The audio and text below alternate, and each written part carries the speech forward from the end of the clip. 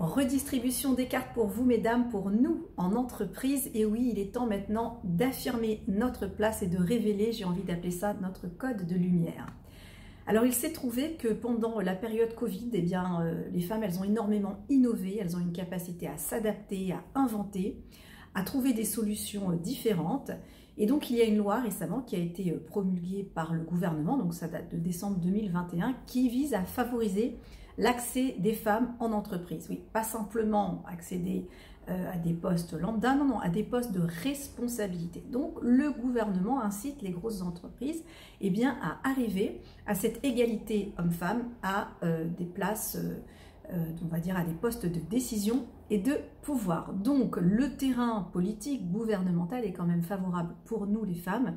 Et je pense qu'il est temps de prendre à plein bras, à pleine main, ce pouvoir qui est maintenant fixé par une loi. Et les entreprises qui n'arriveront pas à un certain quota, eh bien, seront pénalisées. Donc, il est temps d'accéder à un pouvoir. Alors moi, je trouve ça vraiment... je ne peux que féliciter ce type d'initiative, évidemment. C'est pour ça que j'ai un programme à proposer, dont je vous parlerai dans un petit instant. Maintenant, ce qui va m'interpeller aussi, c'est... au-delà de toutes ces, voilà, c'est ce que peut mettre en place le gouvernement, c'est comment nous, on perçoit ce positionnement. Est-ce que, par exemple, toi, en tant que femme, tu sens cette différence homme-femme en entreprise, hein, même si tu peux le sentir dans d'autres lieux, et qu'est-ce qui finalement bloque ton accès? On appelle ça fréquemment briser le plafond de verre. Souvent, les femmes en entreprise, elles ont l'impression qu'elles vont grimper, et à un moment, ben, c'est fini. Elles n'arrivent plus à grimper, elles n'arrivent plus à révéler. Elles savent qu'elles ont encore un potentiel, mais ça ne marche plus. Et c'est comme un plafond de verre. Pourquoi le mot verre? Parce que justement, on ne peut pas le voir. C'est comme si un oiseau, il se cognait la tête constamment et il ne comprend pas parce que ce n'est pas comme un mur visible, c'est un plafond qui est de verre. Alors l'idée souvent qu'on entend dire, c'est, eh bien, les femmes, il faut qu'elles apprennent à briser, à casser ce plafond de verre. Je pense qu'on a mieux et je pense qu'on va plutôt apprendre à renverser ce plafond de verre, mais ça, j'en parlerai un petit peu plus tard. Alors, ce qui est quand même intéressant, je fais des lectures en ce moment sur un petit peu l'épigénétique des femmes, et c'est pas rien, c'est pas rien.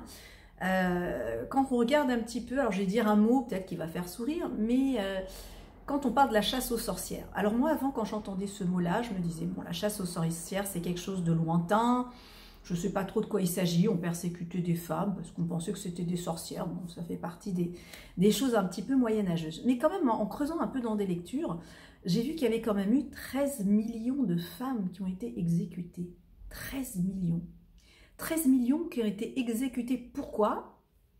Parce qu'elles étaient femmes. Il faut quand même l'entendre, ça. Alors, parfois on dit parce qu'il y a telle et telle religion qui est persécutée, telle couleur de peau est persécutée. Et là, c'est 13 millions de femmes qui ont été persécutées parce qu'elles étaient femmes. Alors on va dire, oui, c'était quoi les sorcières? C'était des femmes qui faisaient des breuvages, qui remplissaient un petit peu le rôle de médecin. C'était souvent des femmes qui étaient soit veuves, soit divorcées, donc qui n'avaient pas ce support masculin et qui ont donc été tout simplement liquidées, tuées. Et donc, c'est un ouvrage que j'ai lu et je trouvais ça intéressant parce que l'auteur dans l'ouvrage précisait que finalement, il y a quelque chose qui est engrammé dans l'épigénétique des femmes. Ça veut dire que, qu'elles le veuillent ou non, il y a cette dimension, ce trauma en fait, hein, l'épigénétique c'est quelque chose qui est visible, et ce trauma-là, il est peut-être encore présent dans les gènes, au moins dans l'épigénétique, et peut-être que si les femmes, elles ont des difficultés à s'imposer, elles ont des difficultés à briser le plafond de verre, alors il y a certainement un contexte économique, social, le fait que la femme, elle est perçue comme moins compétente que l'homme, qu'on le veuille ou non. Posez la question à des personnes autour de vous, même à des femmes, demandez-leur si tu vois un directeur ou une directrice, est-ce que tu n'as pas déjà une petite idée en te disant, tiens, une directrice est peut-être moins compétente qu'un directeur. Posez la question aux personnes autour de vous. Quoi qu'il en soit, ce qui est intéressant à savoir, c'est que peut-être que ce plafond de verre, il n'est pas simplement extérieur, il n'est pas simplement exogène, mais il est peut-être aussi intérieur, endogène. Ça veut dire qu'il y a peut-être cette forme de fatalité que la femme, elle porte avec elle dans son épigénétique, que finalement elle est plus vulnérable, que finalement elle est moins compétente. En fait, cette notion un petit peu d'infériorité. Alors l'idée, c'est pas de dire que l'homme est égal de la femme et que la femme est égale de l'homme, parce que de toute façon, chacun a sa spécificité, mais c'est de pouvoir accéder à la place que la femme peut prendre dans tout son potentiel et dans toute sa lumière. Moi j'aime beaucoup cette phrase qui dit la femme elle a un code de lumière. Je trouve ça absolument merveilleux, c'est une phrase qui est vraiment touchante. Un code de lumière, ça veut dire que la femme elle a en elle ce qu'on appelle une horloge internalisée. Elle a des cycles, elle a une rythmicité qui est vraiment un code de lumière qui est engrammé dans son programme génétique, dans son programme mental, qu'elle le veuille ou non, elle est engrammée par ce programme, ce qui est très différent chez l'homme. Donc oui, il y a des différences hommes-femmes, ne serait-ce que par rapport à cette notion de cycle.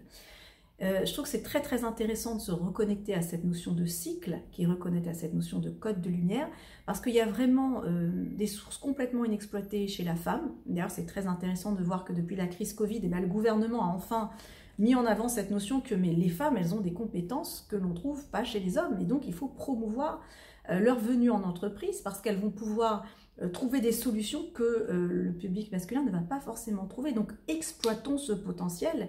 Et je pense que c'est une très bonne idée. Donc, à nous maintenant eh bien, de saisir ces opportunités. Et je pense qu'il faut sortir un petit peu de ce côté, alors c'est pas évident, mais je sais pas si on arrivera à briser les plafonds de verre, mais peut-être qu'on peut arriver à le renverser. Parce que pour moi, briser le plafond de verre, on voit partout, to break the glass ceiling, c'est très masculin encore. Je suis pas convaincue que la femme, elle prenne forcément les points. Je pense qu'on est capable, un petit peu comme des magiciennes, un petit peu de transmuter ce plafond de verre qui devient en fait un parterre de verre. Donc c'est un petit peu différent. Alors le programme que je vais mettre en place qui s'appelle Business Woman, qui est à destination des entreprises ou bien des femmes qui travaillent en entreprise, c'est vraiment un pouvoir d'empowerment, d'empouvoirment, c'est reprendre votre place, reprendre votre confiance en tant que femme et surtout développer des outils inédits pour casser ce plafond de verre ou le renverser. Alors évidemment, moi, ma spécialité, c'est quand même l'utilisation de la sensorialité à travers les odeurs, le mouvement, comment vous allez incorporer ce changement. Parce que si je vous parle du changement simplement en faisant un PowerPoint et en parlant, c'est un changement qui va rester uniquement cérébral. Alors je crois qu'une des forces de la femme, même si je pense qu'elle a une grosse capacité cérébrale, mais cette capacité cérébrale, il faut qu'elle soit fusionnée avec cette capacité corporelle et sensorielle. Et je pense qu'à travers mes ateliers et mes formations, si je peux vous proposer eh bien, de faire cette alliance et cette fusion entre la compréhension cérébrale et la compréhension corporelle, eh bien, il y a des transformations qui vont se faire. Pourquoi? Parce que dès lors où la compréhension, eh bien, elle est incarnée, elle est métabolisée dans le corps, les changements sont beaucoup plus rapides.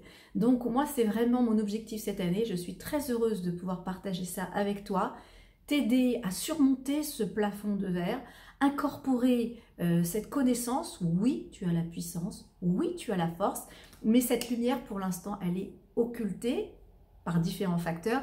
Et l'idée, c'est vraiment d'enlever cette écorce, de nettoyer cette écorce pour que la lumière, elle puisse jaillir. J'aime bien cette expression, faire jaillir le code de lumière chez la femme. Je trouve ça très, très, très, très beau.